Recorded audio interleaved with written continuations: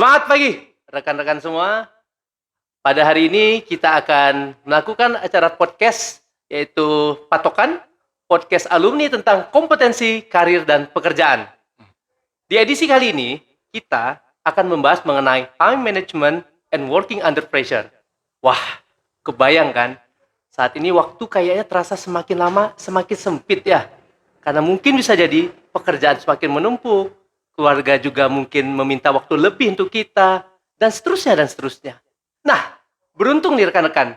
Pada kesempatan kali ini, kita sudah kedatangan suatu bintang tamu yang luar biasa keren banget. Kita sapa bersama-sama yuk. Namanya adalah Kak Antoni. Hai, Kak Halo, Antoni. Kak Randy. Halo semua. Hai. Ya. Jadi, kita akan mendengar lebih jauh dulu Kak Antoni latar belakangnya seperti apa nih, biar rekan-rekan percaya nih, seberapa sibuk sebenarnya pekerjaannya di Kak Antoni sebenarnya. Boleh Kak, kita Ya. cerita dulu? Terima kasih, Kak Randy. Ya. Saya memulai pekerjaan itu, saya langsung singkat-singkat aja ya, Kak ya. Mulai dari Bank Mandiri, habis itu ke Bank Commonwealth, habis itu ke PricewaterhouseCoopers, dan sekarang saya di KP Johannes Juara. Dan jalur pekerjaan saya ini akunting mulu, Kak.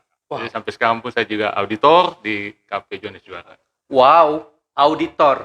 Kebayangkan, Cin, gimana pekerjaan seorang auditor itu luar biasa sibuknya. Kak, tema kita kan sebenarnya ada dua nih, which mean adalah time management and korelasinya working under pressure. Saya ingin bicara dulu deh mengenai time management ya Kak ya.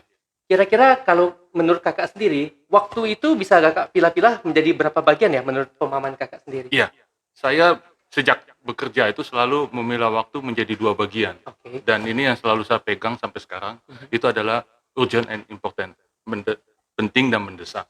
Itu yang selalu saya pegang. Di dalam setiap saya melakukan sesuatu, saya selalu melakukan, mungkin teman-teman pada tahu ya, kuadran. Jadi kuadran 1, 2, 3, 4, dan selalu indikatornya adalah penting dan mendesak.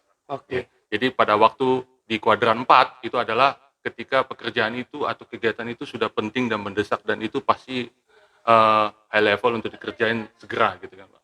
Cuman seiring dengan pengalaman, saya ada tambahkan satu indikator lagi, itu bobot. Bobot pekerjaan.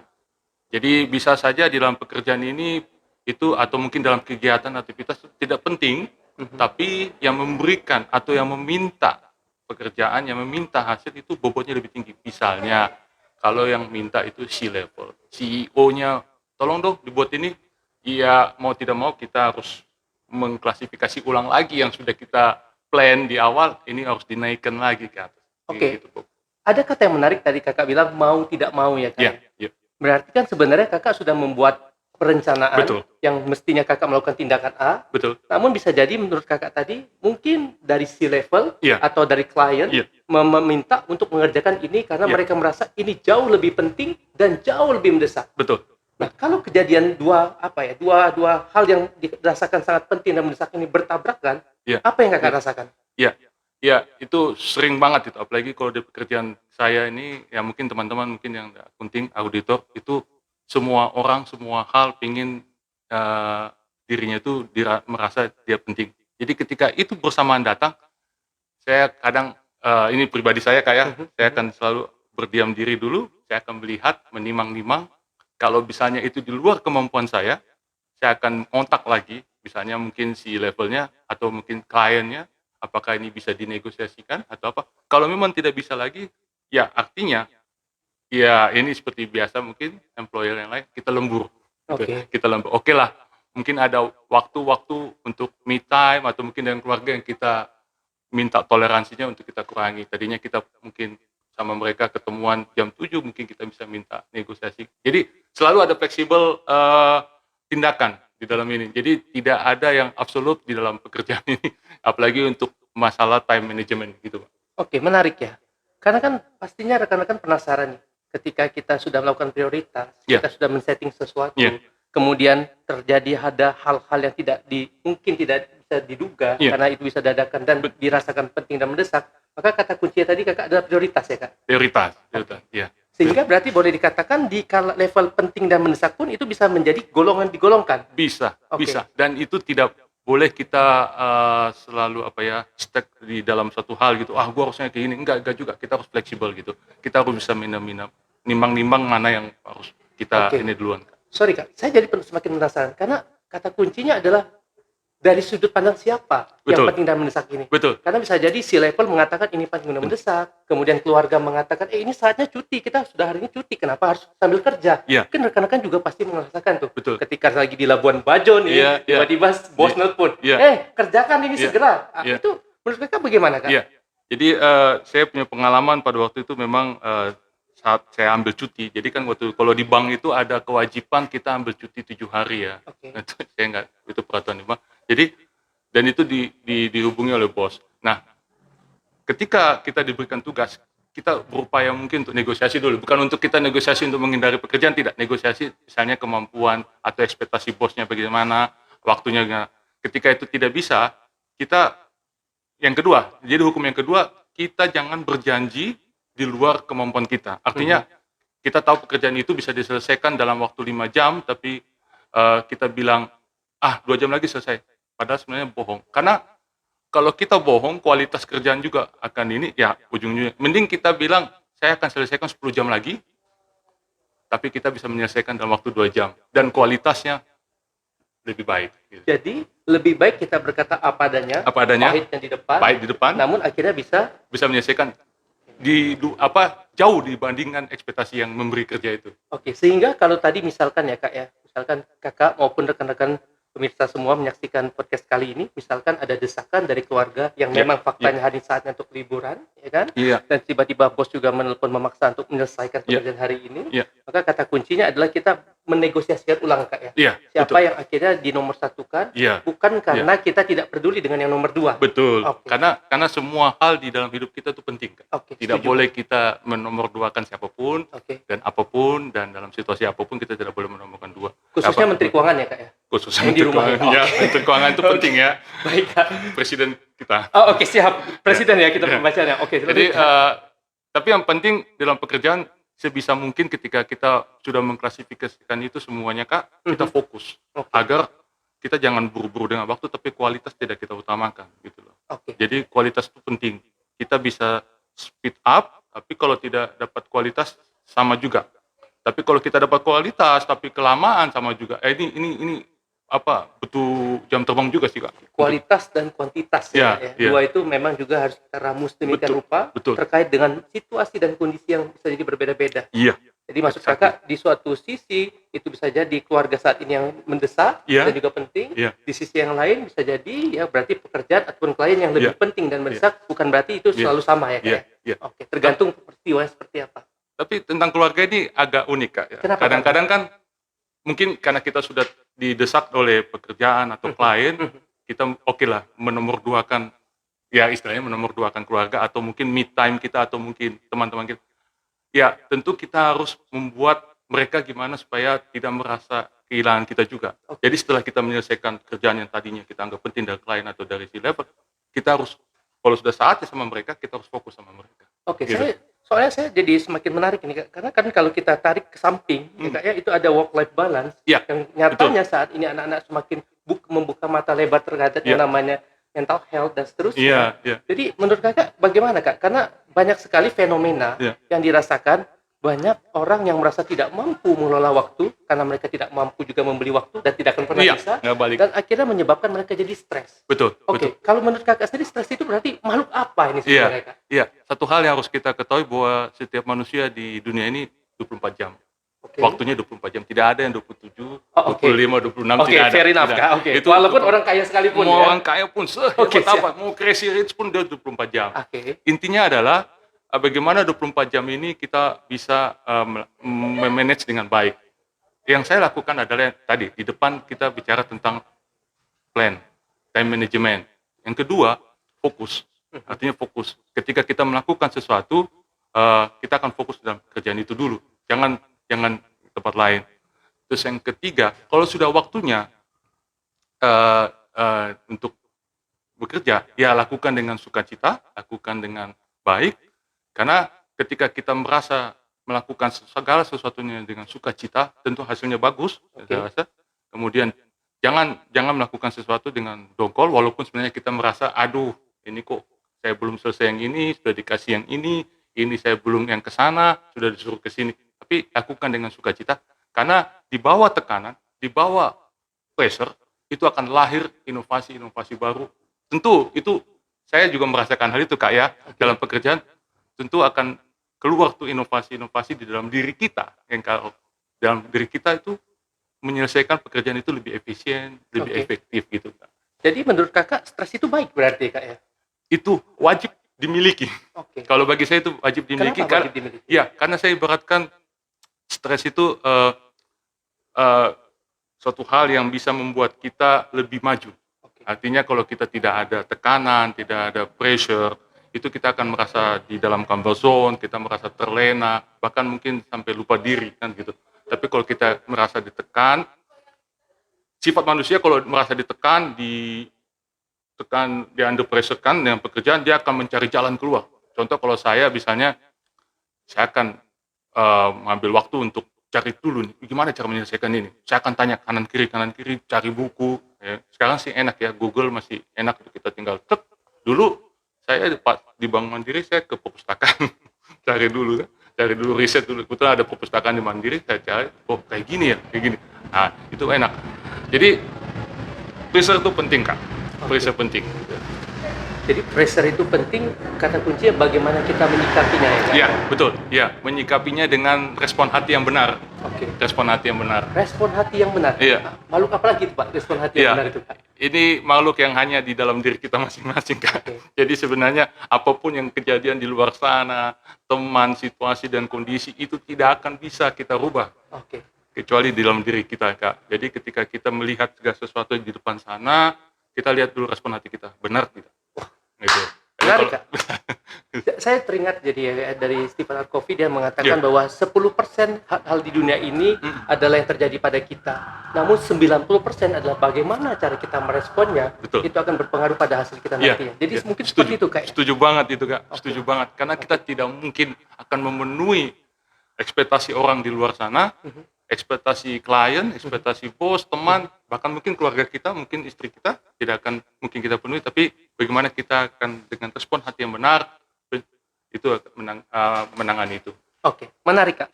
Saya soalnya ingat dan juga punya banyak teman yang auditor, seorang auditor. Biasanya saya ingat tuh mereka bisa pulang sampai dengan lewat tengah malam dan seterusnya. Nah, kalau Kakak sendiri Kak, apakah mohon izin ya, saya tidak tahu ini, apakah stigma saya saja ataukah yang saya dengar dari luar sana? Iya, iya, iya. Apakah memang seorang auditor itu dalam tanda kutip mereka harus pulang lebih daripada jam 5? Oh. Ya, ataukah memang mereka ternyata bisa menyikapi pulang on time dan tetap bisa menikmati hidup? Mohon Iya, izin Kak, saya iya, berbicara iya. dari yang saya dengar, Iya. ya, tolong diluruskan bila salah.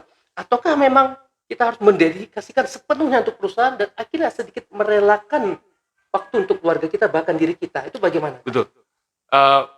Khusus untuk auditor saya juga tidak terlalu lama nih Kak, Oke, masih oke. sekitar 4-5 tahun lah ya. Oke. Tapi memang betul di dunia auditor tuh tekanannya luar biasa.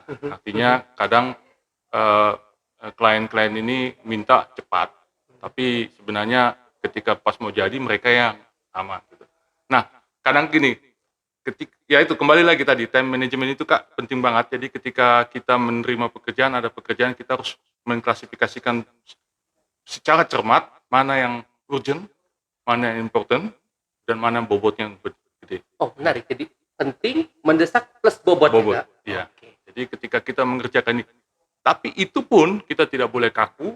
Kadang-kadang yang kita sudah klasifikasikan, kita sudah kriteriakan, berjalan dengan waktu berubah. Oke. Nah, tapi tentu berubah ini harus juga dengan alasan yang tepat. Artinya gini, ketika kita ubah, itu kan atas kemauan kita sendiri Kak, ya kan? Dan yang ubah itu kan kita sendiri. Oh, kita yang mengklasifikasikan, ini bisa kita, udah nanti aja kerjain. Tapi kita harus tahu risikonya ketika kita menomorduakan yang sana gitu. Jadi betul-betul ini, kalau memang kita tahu risikonya dan kita tidak bisa ambil risikonya, jangan. Contoh kalau misalnya ada klien nih minta bla ini, terus risikonya apa nih? Hilang klien. Terus kita, ya ini saya buka aja, tiba-tiba hilang, terus kliennya bilang gini, ini saya, ya ini urusan duit ya. Jadi ini besar loh, ini gini. Tapi saya tahu nih, perusahaan ini kalau saya kerjain sebulan pun tidak bisa. Artinya klien yang lain, yang ini, yang bisa saya handle, hilang juga. Jadi saya tidak mau ambil risiko. Jadi mana risiko yang bisa kita ambil dan mana yang tidak, itu yang harus kita perhitungkan dengan baik. Oke, menarik ya Kak. Karena memang kan dari sisi kuadran tadi, kalau Iya. kita bicara merevisi ulang pemahaman kita bersama, Hmm. sebagaimana Eisenhower Matrix kan dia bilang kan Iya. ada yang penting dan mendesak. Penting. Kemudian ada yang penting namun belum mendesak. Betul. Berarti kan kita bisa melakukan perencanaan. Yes. Namun tadi ya Kak ya, kalaupun dari hitung-hitungan kasarnya saja Kakak merasa tidak mampu dalam tanda kutip karena waktunya yang kurang memadai, Iya. lebih baik kita berbicara apa ada yang pahit di awal Betul. supaya akhirnya bisa tetap menjadi Iya. sesuatu yang positif nanti. Betul. Seperti itu ya. Setuju Walaupun banget. mesti harus kehilangan uang, Setuju banget. Iya, betul. Setuju banget. nggak sayang Kak. Itu risiko. Oh. Itu risiko. Jadi saya pernah bukan pernah sih, memang sering kedatangan klien tuh datang ke saya dengan situasi, bisa nggak sebulan, bisa nggak 2 bulan, padahal saya tahu perusahaannya besar dan ini. Terus saya bilang, oke, kita lihat dulu bisnis prosesnya, saya analisa ini, wah nggak bisa. Wah, kalau kamu nggak bisa, saya mau kasih ini jujur saya sebagai auditor kan persaingannya kuat, saya ke KP lain. Oh iya, nggak apa-apa. Dalam hati kecil saya, aduh, nyesal juga nih klien hilang. Tapi udah, kita jujur di depan, kita pahit di depan, kita kasih tahu kondisi kita. Tapi ketika kita sudah dipercaya, please jangan pernah hilang kata trust itu. Jadi kalau dia sudah, oke, saya mau dengan Anda, jangan sampai kata keluar, saya nggak percaya lagi Anda, atau saya tidak mau lagi. Itu jangan. Jadi ketika kita sudah dikasih, kita ngomong pahit di depan nih Kak ya, kita main, Kak, Pak, ini Bu, saya cuma bisa kerjain ini. Kalau Bapak mau ke tempat lain, monggo. Tapi kalau Bapak mau dengan saya, ya ini waktu saya. Jadi jangan kita memberikan, oh saya bisa kerjain sebulan, padahal sebenarnya itu 6 bulan. Itu nggak boleh. Kalau boleh kita bilang, oh itu 8 bulan, tapi kita bisa menyelesaikannya 3 bulan. Itu sangat bernilai sekali bagi klien. Oke, menarik sekali. Saya juga teringat Kak bahwa kalau kita melangkah lebih jauh lagi ke dalam konteks yang berikutnya, ke kuadran yang berbeda, bahwa kita juga bisa menyikapi terkadang ada hal yang dirasakan kurang penting dan kurang mendesak. Iya. Yang ibaratnya mungkin kalau saya mendefinisikan sederhananya kayak mungkin bermain gadget ketika jam kerja. Kalau menurut Kakak sendiri bagaimana? Apakah ini memang tetap harus ada karena kita human being, kita memerlukan me time, ataukah seperti apa Kak sebenarnya menurut Kakak? Kak Randy, me time itu penting banget. Itu penting banget. Bagi saya itu penting banget. Ketika kita tidak me time, tidak menghargai diri kita, siapa lagi? Karena ketika kita menghargai diri kita, bahkan jujur, saya juga baca-baca buku, kita kalau bisa Kak Randy, kita memberikan award pada diri kita sendiri. Saya dulu waktu kuliah tuh, kalau sudah dapat nilai A, saya traktir teman-teman. Bukan teman-teman yang traktir teman-teman, karena saya ingin merayakan nilai A saya. Gitu. Jadi, me time itu penting. Sekarang kan gadget banyak, game banyak, boleh. Tapi ingat, pada waktu kita me time, jangan sampai kita lewat waktu. Itu ya seperti orang tua kita kan bilang, main game jangan terlalu lama. Tapi gunakanlah me time kalau benar-benar semua yang sudah kita klasifikasikan selesai. Jadi memang me time ini selalu pada level yang paling bawah. Tapi jangan bilang itu tidak penting, itu penting. Dan penting, harus dilakukan. Gitu. Karena mohon izin ya Kak, yang saya rasakan, kalau saya sedang stres, biasanya saya mendengarkan musik atau saya bermain games. Walaupun in the middle ketika saya sedang bekerja. Namun ketika itu dikatakan kurang penting dan kurang mendesak, mungkin definisi yang seperti apa sehingga akhirnya bermain games dan juga mendengarkan musik ketika dalam dunia kerja, ketika sedang bekerja itu dijadikan yang menjadi waste. Nah, seperti apa kondisi menurut Kakak? Kalau soal mendengar musik Kak, itu juga salah satu me time yang saya lakukan bekerja. Jadi ada juga kadang, betul yang Kakak bilang tadi, ada juga ketika kita me time tapi kita bisa melakukan pekerjaan. Itu salah satunya mendengar musik. Jadi saya dulu pernah di Commonwealth itu dalam situasi akhir tahun, tutup buku. Jadi sudah ini, udah stres lah istilahnya, udah ada tekanan, udah mau ini tapi data belum bisa di-matchingin. Saya putar lagu yang saya suka tentunya, ya kan. Kebetulan kan kalau semakin malam kan semakin orang berkurang di dalam ruangan, jadi agak kenceng-kenceng besar kan gitu. Oke. Tapi dengan begitu membawa suasana hati saya, tadi yang saya bilang respon hati itu, membawa suasana yang hati saya kembali lagi mood gitu. Tadinya sudah aduh bete banget gini, tapi dengan musik me time yang bisa kita lakukan bersama dengan itu, tetap kita fokus sama pekerjaan. Tapi kalau me time sambil main game, sambil main pekerjaan saya rasa itu enggak juga Oke. Kak, karena enggak fokus. Karena saya pernah lihat teman saya juga kayak gitu, enggak fokus. Karena kan game juga butuh fokus kan, Oke. ya. Tapi melakukan pekerjaan itu bagi saya itu tidak boleh. Oke. Karena bagi fokus itu sangat tidak baik. Saya setuju Kak, karena kalau saya mengingat kembali literatur yang kita pahami bersama, Daniel Goleman mengenai The Power of Focus, itu saya setuju ya bahwa sebenarnya bukan berarti manusia itu tidak bisa melakukan yang namanya multitasking ya Pak ya. Betul. Namun kualitas yang akan menjadi terkorbankan. Ya. Contoh ketika saya berkendara sambil membalas WhatsApp. Nah, ya, Pak, ya. betul. Oke. Betul. Itu tidak boleh. Karena di manusia itu fokus itu sangat penting, Kak. Oke. Iya.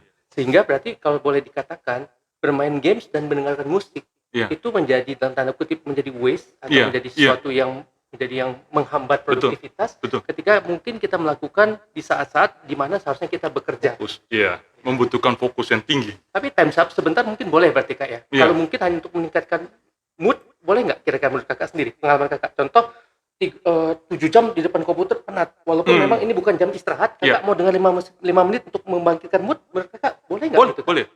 Saya 2-3 tahun ini mengenal istilah Podomoro. Podomoro, Agung Podomoro? Bukan. Oh bukan, Itu saya pikir sponsor Kak. istilah apa ya? Saya nggak tahu ya. Istilah manajemen. Oke. Dan ternyata saya lakukan itu selama ini ternyata. Apa Kak? Saya mau belajar. Apa itu Podomoro maksudnya? Jadi Gimana? Podomoro itu adalah kita kasih waktu fokus 25 menit, Mhm. kita istirahat 5 menit. Oke.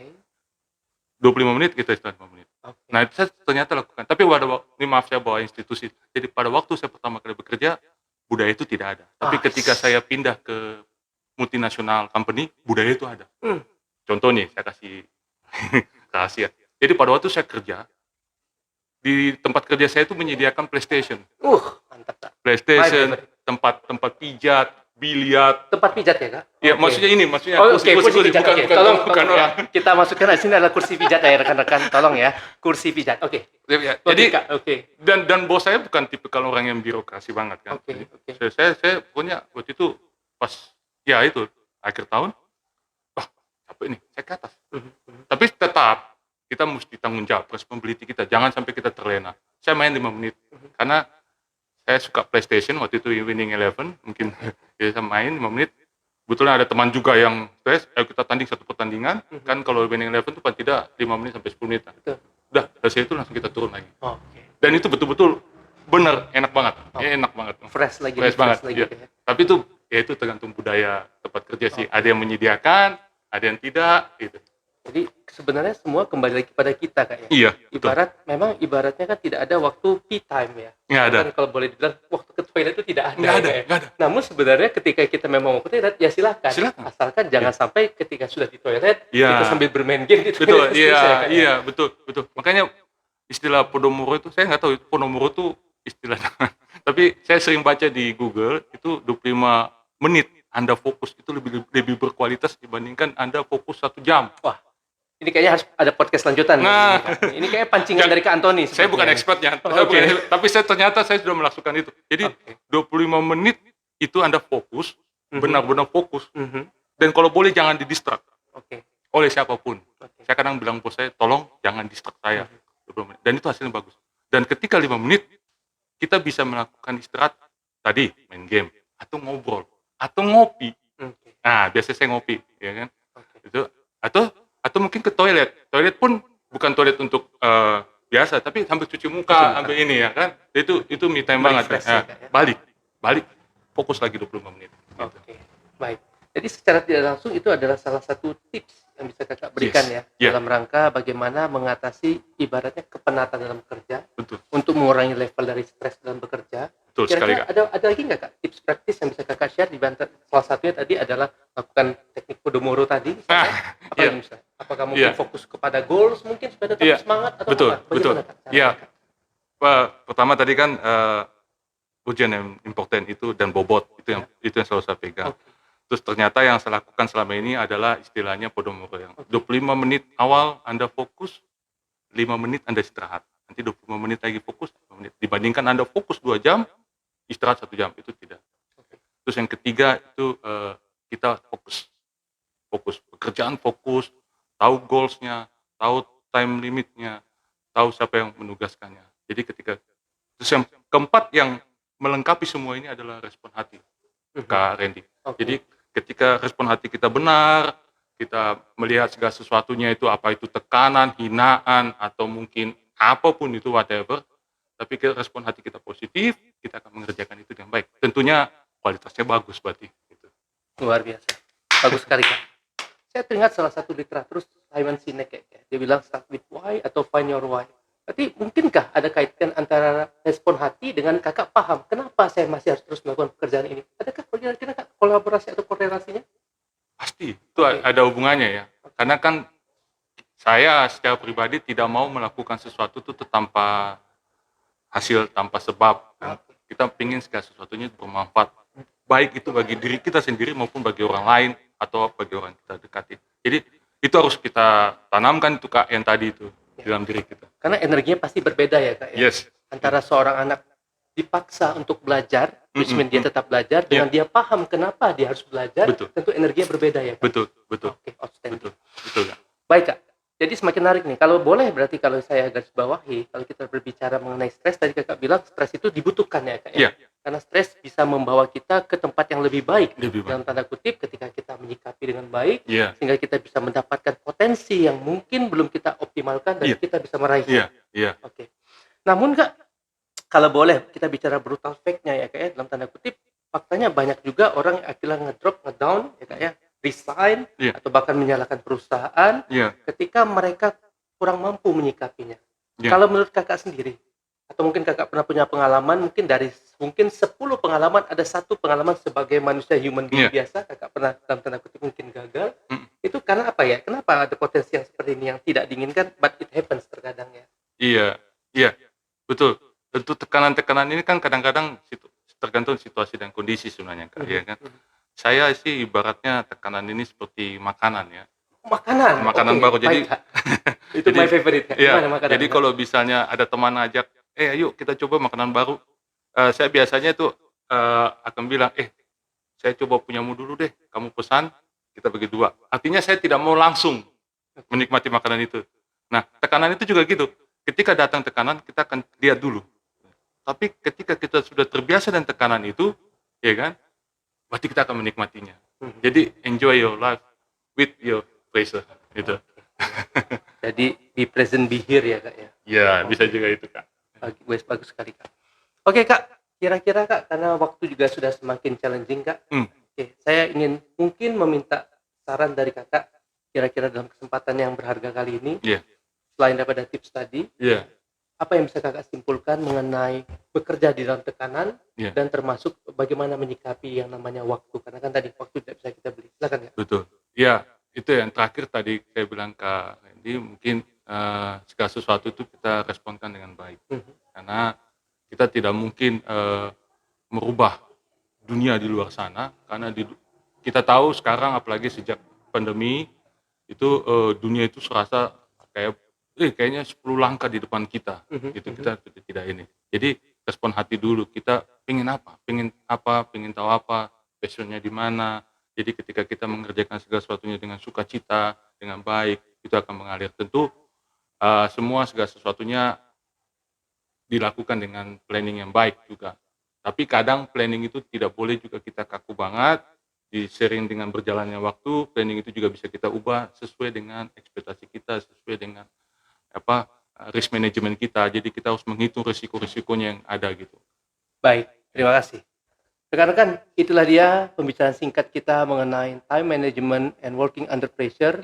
Jadi Kak Antoni dengan secara lugas dan gamblang menceritakan kisah hidupnya, bagaimana menyikapi dilema hati antara ketika keluarga yang menuntut untuk mungkin liburan namun dia tetap bekerja, dengan cara-cara strategi tips yang sangat mumpuni. Salah satu yang tadi dia bilang adalah bekerja dengan hati. Yang kedua, fokus kepada ultimate goals-nya itu kita mau apa, seperti apa, paham kenapa saya masuk mengerjakan ini. Betul. Dan yang ketiga tadi adalah bagaimana menyikapi dengan perencanaan yang sangat baik sekali. Plus, jangan kaku. Jangan kaku. Karena bisa jadi yang sudah kita planningkan dengan baik, ternyata manusia berencana, Tuhan berkehendak lain. Meeting sudah mau siap, mobil sudah berangkat, ban pecah mobil, misalnya motor, mobil bannya, itu bisa menjadi sesuatu yang mengganggu, sehingga tetap tenang dan paham supaya bisa menjadi manusia yang proaktif, bukan menjadi manusia yang reaktif. Saya dengan Muhammad Randy Mirza, rekan-rekan. Saya dengan Antoni Ferianto. Sampai jumpa di podcast yang selanjutnya. Terima kasih.